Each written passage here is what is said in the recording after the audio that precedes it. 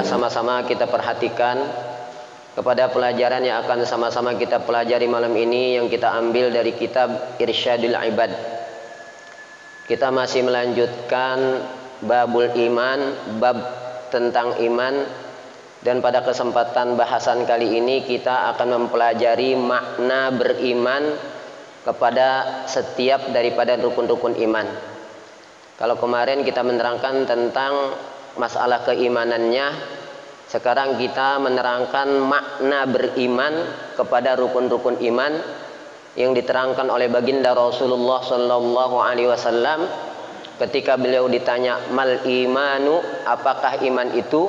Rasul menjawab, al imanu an tu'mina billah wa malaikatihi wa kutubihi wa rusulihi wal yaumil akhiri wa tu'mina bil qadari khairihi wa syarrihi minallahi ta'ala. Rukun iman itu yang diterangkan oleh baginda Rasul, 6 perkara. Rukun iman yang 6 perkara ini yang diterangkan oleh baginda Rasulullah sallallahu alaihi wasallam, dan malam ini kita akan menjelaskan tentang makna beriman kepada rukun-rukun iman tersebut. Bismillahirrahmanirrahim. Qala al-muallifu rahimahullah wa nafa'ana bi ulumihi amin. Wa'lam annal imana billahi i'tiqadu annahu wahidun. Dan ketahuilah olehmu bahwasanya beriman kepada Allah, ini makna iman yang pertama nih, iman beriman kepada Allah Subhanahu wa ta'ala. Annal imana billahi, bahwasanya beriman kepada Allah. Apa yang dimaksud dengan beriman kepada Allah? Yaitu i'tiqadu annahu wahidun. Kita beriktiqad, berkeyakinan bahwasanya Allah Subhanahu wa ta'ala itu wahidun, esa. Itu sudah dinyatakan oleh Allah Subhanahu wa ta'ala, yang semua kita hafal ayatnya, qul huwallahu ahad. Katakanlah olehmu wahai Muhammad, huwallahu ahad, dialah Allah, Tuhan yang esa. Ketika kita beriman kepada Allah, bukan hanya kita beriman kepada adanya Allah Subhanahu wa ta'ala, tapi kita beriman dengan keesaan Allah Subhanahu wa ta'ala, bahwasanya Allah adalah satu-satunya Tuhan dan tidak ada Tuhan selain Dia. Kalau masalah beriman kepada Allah, adanya Allah, orang-orang yang musyrik juga ketika ditanya, wala in sa'altahum man khalaqas samawati wal ard la yaqulunna Allah, kan begitu. Wala in sa'altahum, dan jika engkau bertanya wahai Muhammad kepada mereka, kepada orang-orang musyrik itu yang pada nyembah-nyembah patung ketika itu, kalau kamu tanya wahai Muhammad kepada mereka, man khalaqas samawati wal ard, siapa yang telah menciptakan langit dan bumi, la yaqulunna Allah, pasti mereka akan mengatakan yang telah menciptakan langit dan bumi itu adalah Allah, bukan berhala-berhala yang mereka sembah. Tuh, ya.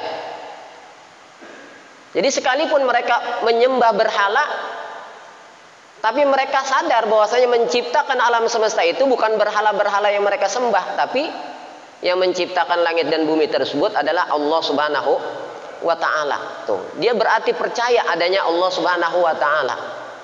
Tapi beriman kepada Allah, sekali lagi, bukan hanya beriman akan adanya Allah Subhanahu wa ta'ala, tapi kita beriman bahwasanya Allah adalah Tuhan yang esa, satu-satunya Tuhan yang esa. La ilaha illallah, tidak ada Tuhan selain Allah. Dalam ayat yang lain yang saya yakin juga kita semua sudah hafal, yang biasa kita baca di setiap wirid setelah sholat, yang diantara bacaan wirid setelah sholat itu diambil dari firman Allah, wa ilahukum ilahu wahid, la ilaha illa huwar rahmanur rahim, wa ilahukum ilahu wahid, dan Tuhan kamu sekalian ilahun wahidun, adalah Tuhan yang esa. Itu yang pertama. Beriman kepada Allah itu maknanya kita i'tiqadu annahu wahidun. Kita berkeyakinan bahwasanya Allah itu esa. La nadhira lahu. Tidak ada yang membandingi dan tidak ada yang menyamai Allah Subhanahu wa ta'ala. Fi dzatihi, yang pertama tidak ada yang menyamai Allah pada zatnya. Wa sifatihi, yang kedua pada sifatnya. Maka ketika kita belajar ilmu tauhid, pas kita membahas tentang sifat wahdaniyat, di antara sifat yang wajib bagi Allah adalah wahdaniyat. Itu kan ya? Wujud qidam baqa mukhalafatul lil hawadisi qiyamuhu binafsihi wahdaniyat qudrat iradat ilmu hayat sama' basar kalam qadiran muridan aliman hayyan sami'an basiran mutakalliman. Itu ketika kita membahas sifat wahdaniyat, Allah Ta'ala itu wajib bersifat wahdaniyat, artinya esa. Diterangkan dalam kitab tauhid yang biasa kita pelajari, yang pertama wahdaniyat fis sifat, yang pertama wahdaniyat fil dzat, yang kedua wahdaniyat fis sifat, yang ketiga wahdaniyat fil af'al. Yang pertama Allah Ta'ala wahdaniyat fil dzat, esa pada zatnya. Yang kedua wahdaniyat fis sifat, Allah Ta'ala itu esa pada sifatnya, bahwasanya tidak ada satupun yang selain Allah yang menyamai sifat Allah Subhanahu wa Ta'ala. Kalau tadi esa pada zatnya, tidak ada satupun yang selain Allah yang menyamai zatnya Allah Subhanahu wa Ta'ala. Yang kedua esa pada sifatnya, bahwasanya tidak ada satupun yang menyamai sifat-sifat Allah Subhanahu wa Ta'ala. Yang ketiga wahdaniyat fil af'al, esa pada pekerjaannya, bahwasanya tidak ada satupun yang ikut campur dalam pekerjaan Allah Subhanahu wa Ta'ala. Kalau ada yang ikut campur dalam pekerjaan Allah, ini kalau masjid ini kan dibangun bareng-bareng nih ya, kalau alam semesta ini ada yang ngebantu Allah dalam menciptakan makhluk ini, kira-kira bagaimana? Bukan tambah benar, hancur, rusak. Makanya Allah Ta'ala terangkan di dalam Al-Quran, laukana fihima alihatun illallah la fasadata, kata Allah begitu. Laukana fihima alihatun illallah, kalau di langit dan di bumi itu, jikalau seandainya di langit dan di bumi itu ada Tuhan yang selain Allah, ya, ada Allah sebagai Tuhan, kemudian ada Tuhan yang lain tuh selain Allah. Tuh, bagaimana nih? Apa yang akan terjadi kalau seandainya di langit dan di bumi ini ada Tuhan selain Allah? Allah nyatakan di dalam Al-Quran, laukana fihima alihatun illallah la fasadata.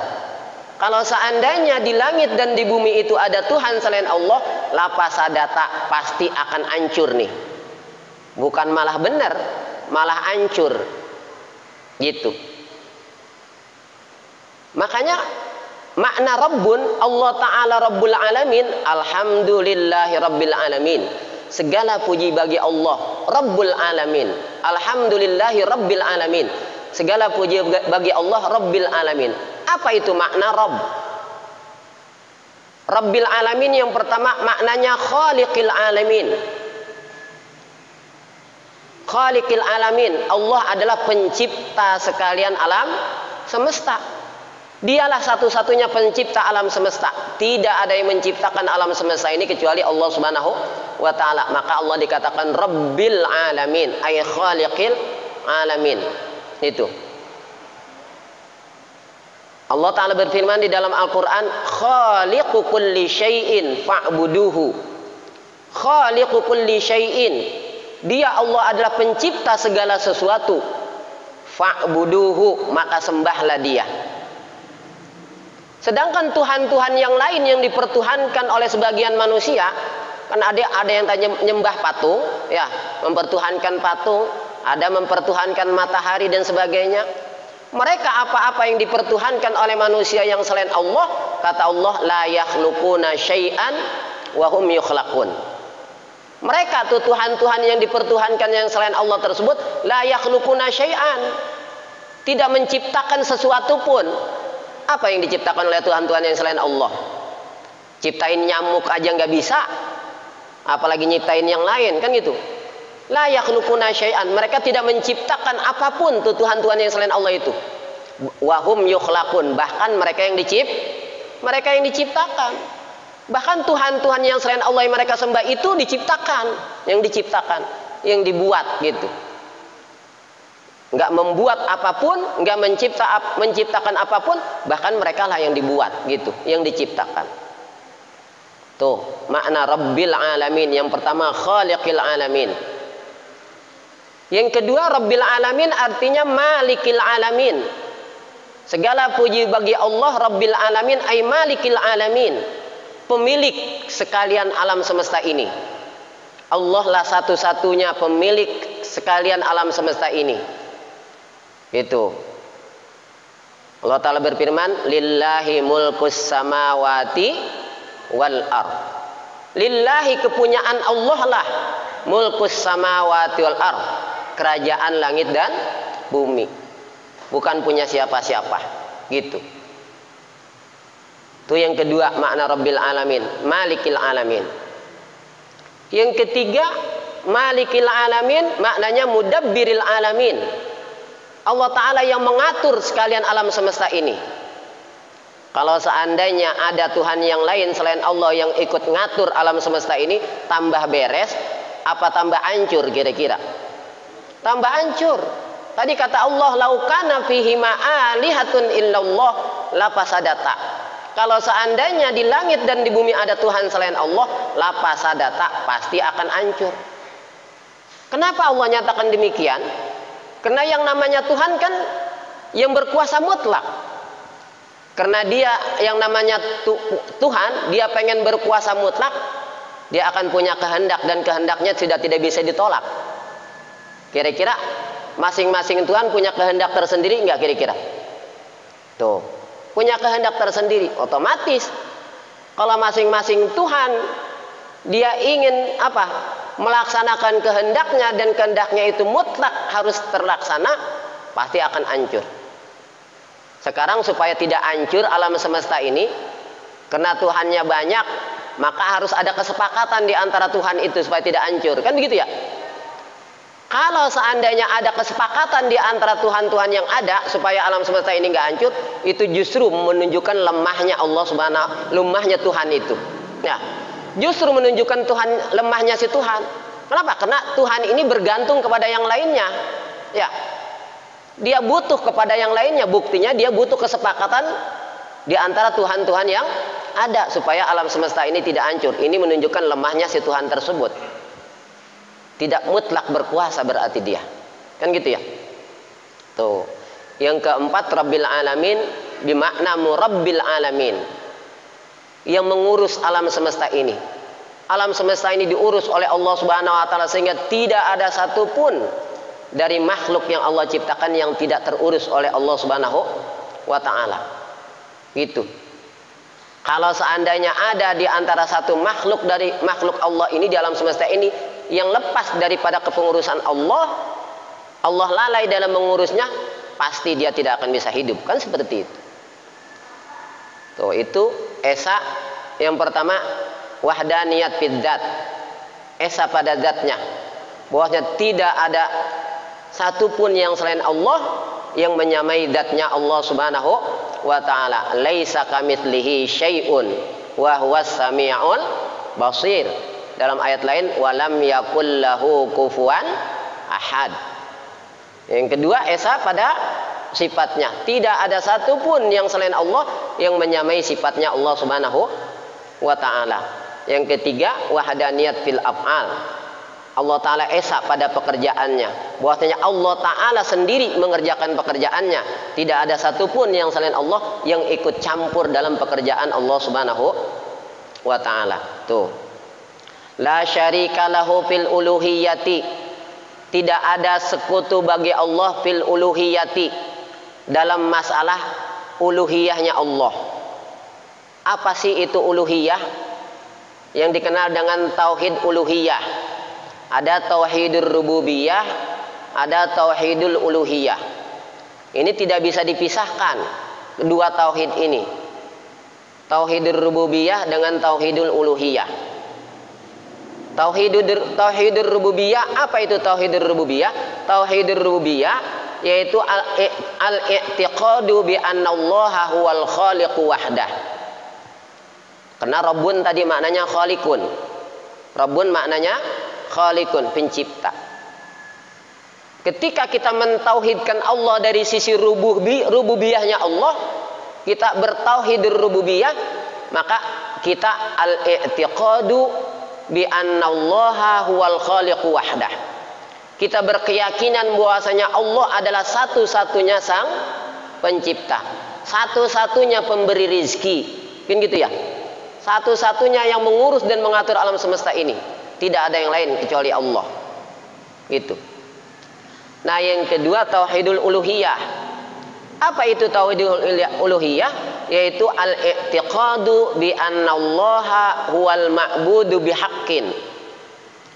Tauhidul uluhiyah adalah al-i'tiqadu bi anna Allaha huwal ma'budu bihaqqin. Kita berkeyakinan bahwasanya Allah adalah satu-satunya yang berhak untuk disembah. Tidak ada satupun yang selain Allah yang berhak untuk disembah. Berarti batallah segala Tuhan-Tuhan yang dipertuhankan oleh manusia yang selain Allah. Batallah segala apa-apa yang disembah oleh manusia yang selain Allah. Karena mereka sama sekali tidak berhak untuk disembah.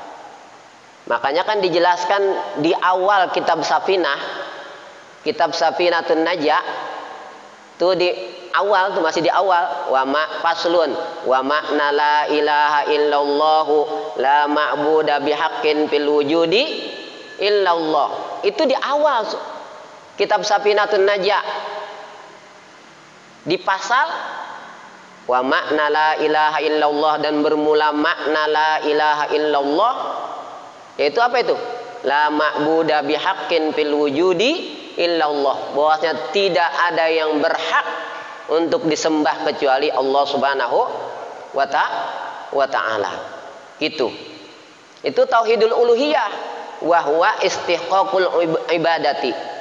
Yaitu bahwasanya Allah lah satu-satunya yang berhak untuk diibadahi. Makanya yang diseru oleh Allah Subhanahu wa ta'ala kepada manusia ini agar manusia itu beribadah kepada Allah. Ya ayyuhan nasu ubudu rabbakumul ladzi khalaqakum walladzina min qablikum la'allakum tattaqun. Ya ayyuhan nas, wahai manusia, ubudu rabbakum, sembahlah Tuhan kamu sekalian.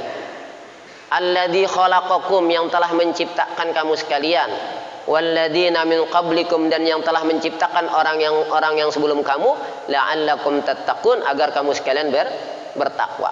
Tuh, seruan Allah kepada manusia, kepada semua manusia, agar manusia itu beribadah hanya kepada Allah Subhanahu wa ta'ala, tidak beribadah kepada yang lainnya.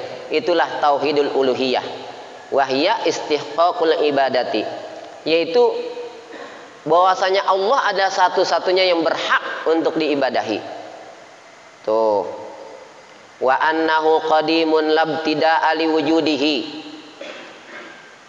Makna beriman kepada Allah selanjutnya, kita beriman bahwasanya Allah Ta'ala itu qadimun, maha bersifat qidam, wujud qidam. Ya. Apa itu makna qidam? labtida ali wujudihi ta'ala. Tidak ada permulaannya bagi adanya Allah Subhanahu wa ta'ala. Adanya Allah tidak ada permulaannya. Kalau seandainya adanya Allah ada permulaannya, pasti berarti ada yang mengadakan Allah. Alam semesta ini kan adanya ada permulaannya, dikatakan hudus. Nah, lawanan sifat kidam kan hudus. Makhluk ini itu hudus, bahru. Kenapa? Karena adanya makhluk ini ada permulaannya. Karena makhluk ini semuanya ada permulaannya, pasti ada yang mengadakan, gitu. Dialah Allah Subhanahu wa ta'ala yang mengadakan alam semesta ini. Maka dari sejak alam semesta ini diciptakan oleh Allah, maka mulai dari situlah alam semesta ada. Kan gitu ya? Nah, mulai kita diciptakan oleh Allah, maka dari situlah mulai adanya kita. Itu namanya kita hudus. Allah Ta'ala bersifat qidam. Kalau kita bersifat hudus, makanya mustahilnya sifat wajib bagi Allah Ta'ala qidam, lawanannya mustahilnya hudus, bahru. Allah Ta'ala bersifat qidam, la awwala liwujudihi. Tidak ada permulaan bagi adanya Allah Subhanahu wa ta'ala. Wa baqin, dan Allah Ta'ala itu bersifat baqo, artinya kekal. Maknanya baqo apa? Lantiha ali abadiyati. Tidak ada kesudahannya bagi kekekalan Allah. Tidak ada akhirnya Allah Subhanahu wa ta'ala. Allah Ta'ala berfirman, wal awwalu wal akhiru wal zahiru wal batinu. Dialah Allah Subhanahu wa ta'ala, dialah Allah Subhanahu wa ta'ala yang awal, huwal awwalu. Dialah Allah Subhanahu wa ta'ala yang awal, yang tidak ada permulaan adanya. Wal akhiru, dan dialah Allah Ta'ala yang akhir, yang tidak ada kesudahan akhirnya. Sedangkan makhluk hudus, bahru, ada permulaan adanya. Kemudian apa? Tidak bako, fana. Kalau makhluk itu bersifat fana, ada akhirnya. Allah Ta'ala berfirman di dalam Al-Quran, kullu man 'alaiha fan wa yabqa wajhu rabbika dzul jalali wal ikram. Kullu man 'alaiha fan. Segala apa yang ada di alam semesta ini fanin, pasti akan binasa. Itu. Tinggal yang kekal, wa yabqa wajhu rabbika dzul jalali wal ikram. Tinggal yang kekal adalah zat Allah Subhanahu wa ta'ala. Dan segala apa yang ada pada kita juga pasti akan binasa. Yang kekal hanya apa yang ada pada Allah Subhanahu wa ta'ala. Allah Ta'ala berfirman di dalam Al-Quran, ma indakum yanfadu wa ma indallahi baq. Ma indakum yanfadu, apa yang ada pada kamu sekalian yanfadu. Apa yang ada pada kamu sekalian yanfadu, itu akan apa? Akan lenyap, akan binasa. Wa ma indallahi baq, dan apa yang ada pada Allah itulah yang kekal. Tuh. Itu beriman, makna beriman kepada Allah. Sekarang masuk kepada rukun iman yang kedua, yaitu beriman kepada para malaikat. Apa makna beriman kepada para malaikat? Wabil malaikati i'tiqadu annahum mukramuna la ya'sunallaha ma amarahum wa yaf'aluna ma yu'marun. Makna beriman kepada para malaikat yaitu bahwa kita berkeyakinan annahum mukramun, bahwasanya mereka para malaikat itu adalah hamba Allah yang dimuliakan. Sifatnya para malaikat itu la ya'sunallaha ma amarahum. Mereka tidak pernah mendurhakai apa yang Allah perintahkan kepada mereka. Wa yaf'aluna ma yu'marun, dan mereka selalu mengerjakan apa yang diperintahkan kepada mereka. Sebagaimana firman Allah, alaiha malaikatun ghiladun syidadun la ya'sunallaha ma amarahum wa yaf'aluna ma yu'marun. Alaiha malaikatun, di neraka itu ada malaikat-malaikat Allah, ghiladun syidad. Yang apa itu? Kasar, keras. La ya'sunallaha ma amarahum. Mereka tidak pernah menderhakai Allah pada apa yang Allah perintahkan kepada mereka. Wa yaf'aluna ma yu'marun, dan mereka selalu mengerjakan apa yang diperintahkan kepada mereka. Kata Allah, malaikat, gedig tuh, gedig gitu ya. Ngerti nggak digedig? Ya. Pokoknya malaikat patuh. Kalau kita mah kadang-kadang lagi taat-taat, lagi maksiat maksiat, kita kan gitu ya. Kalau lagi taat, kadang-kadang seolah-olahnya paling taatnya kita, paling rajinnya, paling tekunnya ibadah. Kalau lagi datang sifat badernya, bader banget kita, gitu kan gitu ya. Nah, paling tidak malas, lagi malas kan gitu ya. Tuh seperti itu sifat manusia. Kalau para malaikat sifatnya mereka yusabbihuna al-laila wan-nahara la yafturun. Ibadahnya para malaikat, kata Allah, yusabbihuna al-laila wan-nahar. Mereka bertasbih kepada Allah siang dan malam, la yafturun, enggak pernah merasa capek, enggak pernah merasa letih. Kalau manusia kan ada sifat putur, sifat capek, sifat letih. Maka syariat Islam ini adalah syariat yang benar-benar sesuai dengan sifat manusia. Ya, makanya kata Rasulullah, inna ala nafsika haqqan. Kan gitu ya? Wali nafsika alaika haqqan, wali zaujika alaika haqqan. Kan begitu. Dirimu punya hak, istrimu punya hak, Tuhanmu yaitu Allah Subhanahu wa taala punya hak. Masing-masing kewajiban kita tunaikan haknya masing-masing. Kan begitu. Nah. Shadiquna fima akhbaru bihi. Mereka para malaikat itu benar. Fima akhbaru bihi, pada apa yang mereka kabarkan. Ketika ada malaikat yang ditugasi oleh Allah Ta'ala untuk menyampaikan kabar-kabar dari Allah, entahkah malaikat itu malaikat yang menyampaikan wahyu, yaitu malaikat Jibril, atau malaikat-malaikat yang ditugasi oleh Allah Ta'ala untuk menyampaikan ilhamnya kepada salah seorang daripada hambanya, itu mereka shadiquna fima akhbaru bihi, mereka benar pada apa yang mereka kabarkan. Itu beriman kepada para malaikat. Yang jumlahnya malaikat itu jauh lebih banyak daripada jumlahnya manusia. Cuman yang wajib kita imani berapa? 10 malaikat yang wajib kita imani. Itu ya. Jibril, Mikail, Israfil, Izrail, Munkar, Nakir, Raqib, Atid, Malik, Ridwan.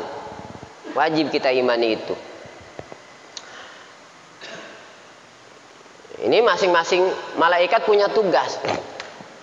Raqib, Atid, malaikat yang selalu ngawasin kita nih. Tidak ada satupun yang lepas dari apa yang kita lakukan daripada pengawasan malaikat Raqib, Atid. Allah Ta'ala berfirman di dalam Al-Quran, ma yalfidhu min qawlin illa ladaihi raqibun atid. Kata Allah, ma yalfidhu min qawlin, tidaklah terlontar dari suatu ucapan pun, illa ladaihi raqibun atid, mainkan di dekatnya ada raqib atid.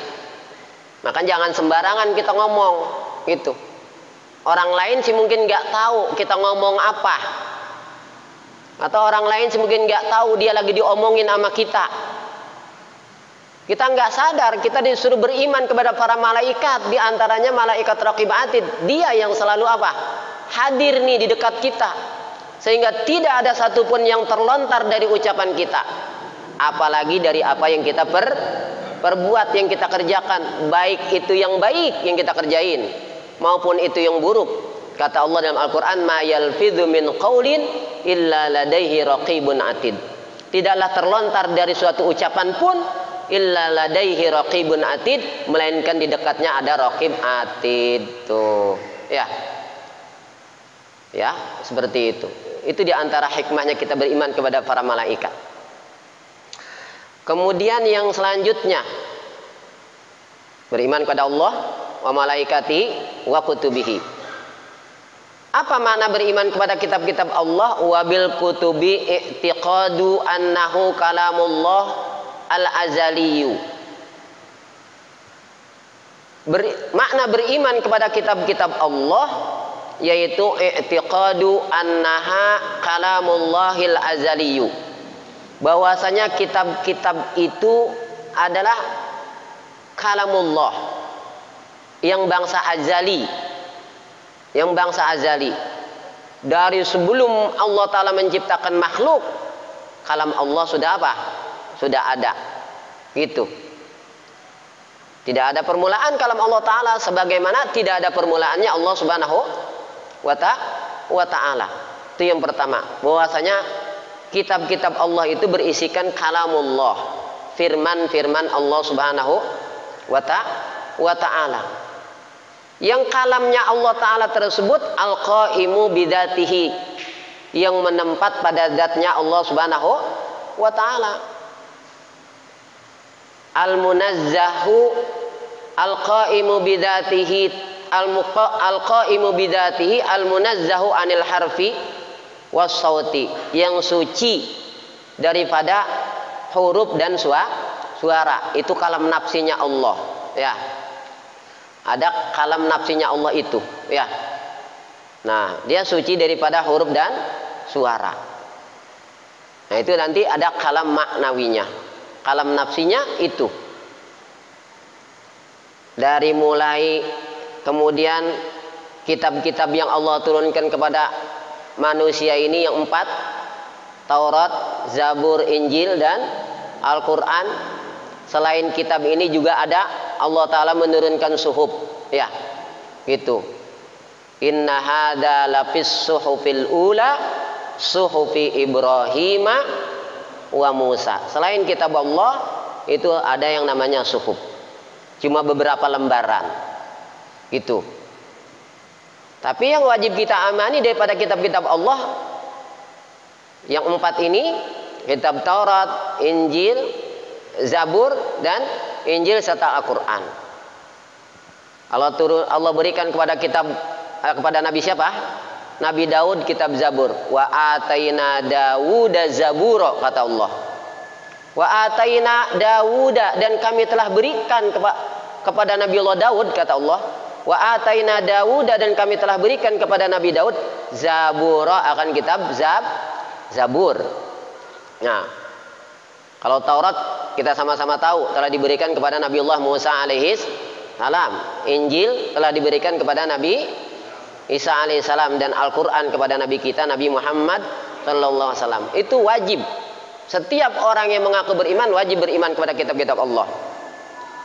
Sebagaimana firman Allah, wal mu'minuna kullun amana billah wa malaikatihi wa kutubihi wa rusulihi la nufarriqu baina ahadim mir rusuli wa qalu sami'na wa ata'na ghufranaka rabbana wa ilaikal masir. Itu kita ikrarkan juga setiap kita wirid, setiap selesai wirid sholat. Kalau wiridnya yang panjang, tapi ya kalau wiridnya yang singkat, karena mungkin kita seperti ini ada acara pengajian, kan kita persingkat wiridnya, ya. Kalau lagi tidak ada pengajian, kita bisa wirid yang lebih panjang. Di antaranya di dalam wirid kita itu, kita apa? Membaca ayat itu. Gitu ya. Wal mu'minuna kullun amana billah. Awalnya apa itu? Syahidallah, ya. Syahidallahu annahu la ilaha illa huwa. Ya, itu. Apalagi terus? Syahidallahu annahu la ilaha illa huwa. Apa? Ya benar, lupa kalau gitu. Ya Allah, lagi itu lupa. Apa itu? Wa ulul ilmi. Syahidallahu annahu la ilaha illa huwa wa ulul ilmi qa'iman bil qisti. La ilaha illa huwa war-rahmanir rahim. Dia sering lupa kalau lagi wirid baru. Sifat manusia begitulah, ya. Yang kullun amana billah wa malaikatihi wa kutubihi wa rusulihi la nufarriqu baina ahadim mir rusuli wa qalu sami'na wa ata'na ghufranaka rabbana wa ilaikal masir. Kemudian la yukallifullahu nafsan illa wus'aha, dan seterusnya. Itu aurat yang biasa kita baca setelah selesai sholat. Nah, itu di dalam firman Allah Ta'ala itu ada pernyataan iqrar kita, bahwasanya kita beriman kepada apa yang sudah disebutkan tadi, ya. Beriman kepada Allah, beriman kepada malaikat-malaikat Allah, beriman kepada kitab-kitab Allah, beriman kepada rasul-rasul Allah. Ketika kita mengimani para rasul Allah, la nufarriqu baina ahadim mir rusuli. Kita tidak membeda-bedakan antara seorang pun di antara para rasul itu. Semuanya kita imani, begitu. Udah habis waktunya ya. Ya. Insyaallah nanti kita lanjutkan, mungkin tinggal beberapa menit lagi ke waktu Isya. Mungkin nanti ada yang tanya ya. Ya, silakan saja. Mungkin saya akhiri dulu dengan wassalamualaikum warahmatullahi wabarakatuh. Ya. Waalaikumsalam warahmatullahi wabarakatuh.